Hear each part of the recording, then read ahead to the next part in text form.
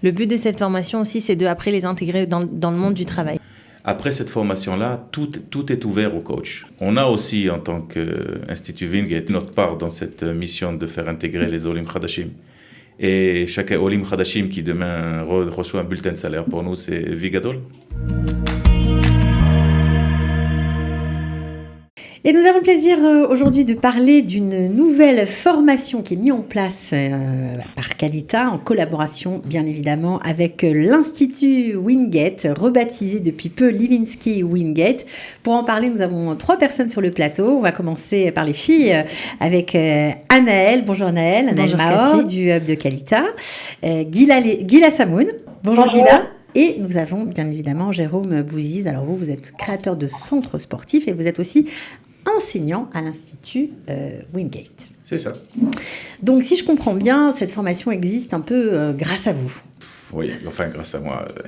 Formation de coach sportif. C'est ça. On avait reçu beaucoup de demandes de part d'Olim Khadashim qui voulaient absolument continuer leur vie professionnelle dans le monde du sport. Et les coups de téléphone que je recevais, c'était... j'ai pas envie d'ouvrir un falafel et j'ai pas envie de faire de la livraison. Je veux travailler dans ce que j'ai tout le temps travaillé. Et comment c'est possible? Et donc, j'ai expliqué que cette formation en Israël est une formation qui est reconnue par l'État. Ouais, c'est obligatoire, c'est-à-dire qu'on ne peut pas s'inventer coach sportif, même si on est très fort, si on a un super niveau, exactement. Si on a même été coach diplômé en France. Ici, il y a des lois qu'il faut respecter. On peut être sportif de très haut niveau en Israël et avoir une demande par l'équipe de devenir entraîneur, même si j'ai joué 10 ans, si je n'ai pas la formation d'entraîneur, on n'a pas le droit. Il y a une loi du sport qui existe depuis 25 ans en Israël. Et donc, cette loi du sport nous donne un syllabus, tout un programme de formation, plus de 280 heures, dans lesquelles on travaille 2 fois par semaine, on enseigne 2 fois par semaine, des programmes qui sont très très variés, beaucoup de disciplines. Et donc, en fin de parcours, on délivre un diplôme qui est international. Le Wingate est un institut qui est reconnu dans le monde entier. Et donc, nos futurs coachs pourront non seulement travailler dans des salles de sport, pourront travailler dans des équipes, pourront travailler dans des hôpitaux, dans des maisons de retraite, dans des piscines. Énormément de débouchés avec cette formation. Alors, Anaëlle, c'est une occasion pour les nouveaux immigrants vraiment de se lancer dans un domaine où il y a beaucoup de demandes. Ça va être gratuit, prise en charge. Comment ça se passe? Alors, c'est subventionné par le Misrad HaKlika, le ministère de l'Intégration, dans les 10 premières années d'Alia. D'accord? Donc, ça veut dire une personne qui est venue, elle a pendant ces 10 premières années d'Alia droit à une formation subventionnée. Cette formation-là fait partie des formations et elle est totalement subventionnée. Donc, c'est une aubaine vraiment pour ceux qui travaillent dans le domaine et qui ont envie de continuer dans ce domaine-là. Pas que, même une personne qui veut se réorienter et qui cherche un autre domaine, qui est venue de France avec un métier et qui cherche ici une autre formation, bah voilà, il peut faire cette formation et rentrer carrément dans un nouveau domaine et pouvoir travailler juste après cette formation. Ça peut être aussi un complément de salaire. Ça peut être aussi un complément de salaire, oui. Pour ceux qui ont envie d'être coach. Alors, justement, on va donner tout de suite la parole à Gila Samoun qui est avec nous. On peut être coach, vous l'avez dit, un peu partout, mais on peut être aussi coach privé. Est-ce qu'il faut rajouter une formation ou ça marche comme ça? Alors, le monde du personal coach, qu'on appelle le PC, il est quelque chose qui est très, très développé depuis une dizaine d'années, depuis les États-Unis, où tout le monde veut son coach à la maison ou dans le parc. Il ne veut pas donc être vu dans les salles. Donc, la formation a reçu un push énorme dans les 10 dernières années. Dans l'Institut à Wingate, on a essayé de donner donc une réponse à cette demande et une formation annexe qui a été faite, supplémentaire, pour pouvoir former nos coachs sportifs avec une formation supplémentaire. Plus approfondie. Plus approfondie. Mais on peut quand même, avec ce diplôme-là, avec cette formation-là, être coach privé. Ça marche aussi, c'est légal. Ça marche aussi, il n'y a aucun problème. C'est tout à fait un autre style de travail quand on travaille un programme d'entraînement avec une personne, quand on travaille un travail de programmement avec une équipe de 3 ou une équipe de 12. C'est complètement différent. Et surtout, le yachas, ce qu'on appelle l'attention qu'on va donner aux sportifs est complètement différente. Et on n'oublie surtout pas aussi le fait de devenir demain un entrepreneur, c'est-à-dire d'avoir de devenir... Vous abordez tout dans cette formation. Tout, surtout, on n'est plus obligé de travailler en tant que salarié dans un club, on peut devenir être à son compte, être personal coach. Et aujourd'hui, je connais énormément de personal coach qui ont leur société. Ils travaillent 10 entraînements par semaine et ils gagnent très bien leur vie. Alors, Gila, vous avez suivi la formation. Est-ce que c'était pour vous une réussite? Est-ce que ça vous a aidé dans votre parcours? Alors oui, bien sûr. C'était déjà une très bonne expérience. C'était, on va dire, ma première expérience déjà avec des Israéliens et dans le monde, en fait, des études en Israël. Donc déjà, pour ça, c'était super. Et jusqu'à maintenant, j'ai fait la formation en 2017-2018 et jusqu'à présent, après avoir reçu le diplôme, tout de suite après, j'ai commencé à exercer. Je donne des cours de sport, même actuellement, le soir, principalement le soir. Et donc voilà, c'est une super formation qui est très complète.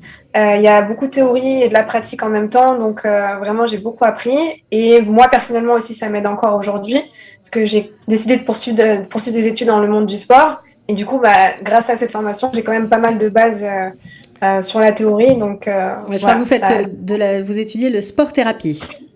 Voilà, je suis en 2e année de licence en sport-thérapie à Kiryat Ono et du coup, ça m'a vraiment beaucoup aidé. Et j'ai même pu avoir du coup une exemption parce que dans le cadre de ces études-là, il y a une formation de coach qui est obligatoire et du coup, j'ai pu avoir aussi l'obtention de l'exemption de l'examen pour ces matières-là. Donc, ça m'a beaucoup aidé. Alors, c'est important parce que j'imagine que tous les gens qui vont vous appeler pour vous inscrire, parce que c'est vous, Anaëlle, qui gérez les inscriptions, il faut bien savoir que c'est pas seulement de la pratique. On va pas être dans une salle de sport à grimper sur les échelles toute la journée. On va s'asseoir comme à l'école.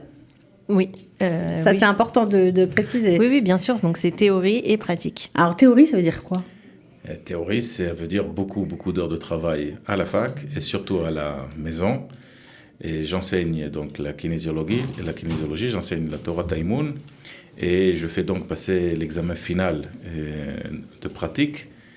Et on demande beaucoup de sérieux. Ouais. Et les gens qui pensent les gens qui ont arrêté l'école et qui se disent c'est ce qui est le plus dur. Ils pensent que l'étude, la faculté de sport est beaucoup plus cool qu'une faculté d'ingénieur.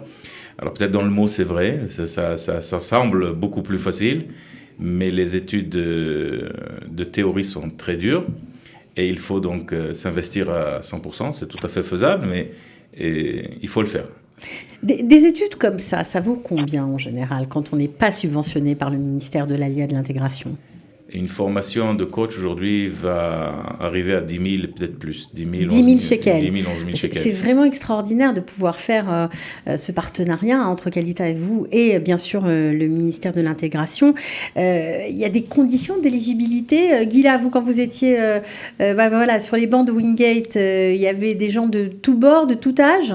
Ah oui, exactement. Il y avait vraiment, dans ma classe, on était peut-être 45 et il y avait vraiment de tout âge, de toute profession. Donc c'était assez marrant parce que vraiment j'étais assise par exemple à côté d'une femme qui était avocate, il y avait un autre qui était médecin et il y avait des gens de mon âge après l'armée aussi. Donc en fait c'était vraiment assez diversifié et on voyait que chacun avait cette passion-là aussi du sport et on partageait, même si on avait des professions différentes, on partageait tous cette passion-là et en même temps du coup en fait on se rend compte qu'avec cette profession-là on peut exercer soit à 100% ou soit vraiment faire ça par passion. On peut faire ça à mi-temps ou en fait aux heures qu'on fixe parce qu'on est en indépendant. Donc c'est ça qui est cool. Alors évidemment, là elle parle de 45 personnes. Anaëlle, ça ne va pas être forcément 45 personnes la classe. Non, le minimum c'est 16 personnes. Donc on peut ouvrir une classe à partir de 16 personnes. Et c'est possible donc d'ouvrir à Wingate où tout le monde connaît Natania, mais il y a aussi Wingate Jérusalem et Tel Aviv. Donc ça c'est nouveau, Wingate Jérusalem et Tel Aviv. Wingate Levinsky. Oui, parce qu'il faut dire Wingate Levinsky oui, maintenant. Il y a eu donc ce jumelage, et depuis beaucoup d'années, plus de 10 ans, Wingate a compris qu'on ne peut pas faire venir tout Israël à Natania pour venir tenir le sport. Donc on s'est dispersé en plusieurs locaux, plusieurs filières. Et on travaille maintenant dans pratiquement toutes les grandes villes d'Israël. C'est Ashkelon, et Ashdod, Haïfa, Netanya, Tel Aviv, Yerushalayim. On est à peu près un peu de partout. Ça donne bien entendu beaucoup plus de choix. Je pense que pour cette formation, justement, ça va être comme vous le disiez, ou Tel Aviv ou Netanya, bien sûr. Et Jérusalem. Et Jérusalem. Alors, on a dit une formation de 283 heures. C'est quoi? C'est une fois, 2 fois par semaine? La formation va durer, se fait la formule classique, parce qu'on a plusieurs formules. Oui. Hein. Il faut savoir aussi qu'on a des jeunes qui vont rentrer à l'armée au mois de septembre. Ils sont libérés de l'école au mois de juin. Et on a une formation de coach sportif en 3 mois intensifs, en 6 jours par semaine, 8 heures. Mais on a aussi des formations 1 fois par semaine, pendant 1 an et demi. On a aussi cette formule qui a été créée pour Kalita, qui va être 2 fois par semaine. 2 fois par semaine, pendant combien de temps? Pendant 7 mois. 7 mois. 7 mois, ok. Donc, est-ce qu'il faut des conditions particulières? Est-ce qu'il faut une limite d'âge? Est-ce qu'il y a une limite d'âge? Est-ce qu'il faut avoir un diplôme? Alors, comment vous faites? Les conditions d'admission sont d'abord qu'il y ait 12 ans d'études, c'est-à-dire qu'on appelle le bac, ce qu'on appelle. C'est obligatoire d'avoir eu le bac? Oui. D'accord. Sans bac, on ne peut pas rentrer? Dans toute institut, ça sera très très dur de se faire valoir sans bac. Maintenant, on demande une ancienneté dans le monde du sport. Maintenant, si la personne n'a pas cet anciennement dans les salles de sport, elle peut avoir son ancienneté dans toute autre fédération, elle a joué au foot, au basket. Il faut prouver qu'on est dans le monde du sport, ouais. Minimum maintenant. Par exemple, quelqu'un qui a le bac, qui aime le sport et qui a envie d'être coach, mais qui n'a pas vraiment été dans un club. Alors, le mieux pour lui, ce serait de s'inscrire dans une salle de sport. D'abord. Et d'arriver avec son inscription. Comme quoi il a déjà un an de pratique dans une salle. Comme quoi il a un an de pratique, et ça nous suffit. C'est important. Ça nous suffit. Ok, alors Gila, on n'a pas beaucoup parlé des matières que vous avez apprises au cours de cette formation. Je crois que c'est quand même important parce qu'elles sont très variées. Ce que j'ai dit, c'est que vraiment j'ai beaucoup aimé le fait qu'on ait beaucoup de théorie, parce que voilà, on pense souvent que le sport c'est que de la pratique, alors que non. Donc en fait, c'est assez diversifié. J'ai étudié l'anatomie, la physiologie, la kinésiologie. On apprend on apprend comment construire un programme sportif, la nutrition aussi. Donc on touche vraiment à beaucoup de choses et c'est quand même bien approfondi. Donc on ressort vraiment avec un bon bagage. Et je suis sortie de cette formation avec vraiment l'impression d'avoir appris beaucoup de choses. Et je me suis sentie prête vraiment, après avoir eu le diplôme, je me suis vraiment sentie prête à exercer dans ce domaine. Donc, ça fait plaisir d'entendre ça, non? Oui, tout à fait. Et parce que c'est en fait notre but. Hein. Et, comme je le disais, l'avantage qu'il y a dans cette formation, c'est ce qu'on appelle la formation de base. C'est le basic dans le monde du sport. Après cette formation-là, tout est ouvert au coach. C'est-à-dire qu'il peut continuer je sais qu'à Wingate, on a à peu près plus de 50 formations dans le continu. Pour continuer d'approfondir. On peut devenir professeur de yoga, et professeur de pilates, et professeur de kettlebell, c'est des professeurs de toutes les disciplines qu'on connaît. On a la nécessité d'avoir ce cours en premier, cette formation première de coach sportif. Et je connais aujourd'hui des entraîneurs qui, depuis qu'ils ont eu leur diplôme, ça fait 20 ans, chaque année, même des fois c'est même 2 fois par an, parce que c'est des petites formations, donc c'est des formations de 200 heures ou de 100 heures, et donc des fois même 2 fois par an, et aujourd'hui avec 20 ans, ils ont 20 diplômes sur le mur. Ouais, incroyable. Bon, alors évidemment, on n'a pas à préciser, mais il faut, j'imagine, un examen médical pour s'inscrire, prouver qu'on est en bonne santé. Bien entendu. Pour pas, voilà, ça c'est important. Alors la grande question, parce que vous parlez français, vous allez être enseignant dans cette formation, vous allez même être juge à la fin pour savoir qui a validé tout simplement la formation. Ça va être en français ou en hébreu? Comme tu as dit, le professeur parle français couramment.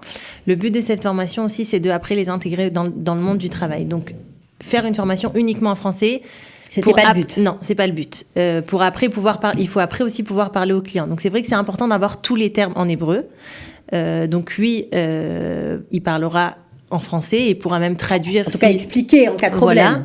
Voilà, c'est le but, c'est de faire une formation en semi-français hébreu et d'être toujours là pour le français qui n'a pas compris, donc de lui traduire simultanément ce qu'il n'a pas compris, ce que je venais de dire en hébreu. Ouais, mais vous, en tout cas pour Qualita, c'est important d'intégrer le marché du travail. Oui, voilà, c'est important l'hébreu pour justement après pouvoir travailler et parler avec les personnes. Et comme il dit, ce côté aussi coach où tu as besoin de parler avec la personne.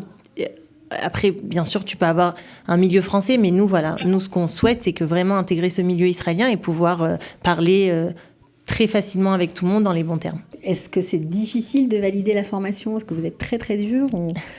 Non. On va vérifier après avec disons Gila. que la semaine d'avant l'examen, j'ai dû recevoir une vingtaine d'invitations pour aller manger Shabbat chez les étudiants, mais non, je ne suis pas. On cherche pas la difficulté, on cherche à voir que l'étudiant a compris la matière, a compris, et on donne en Israël plusieurs chances. Ce qu'on n'a pas en France, on a un Moed Bet, on a un Moed Gimel. On peut repasser l'examen si on a raté. Si on a raté. On cherche à sortir des étudiants diplômés et pas de les laisser sans diplôme après un an d'études. Et on est là toute l'année, on n'attend pas le dernier jour pour se réveiller, pour dire on fait des examens tout le long de l'année pour voir s'ils sont toujours à niveau.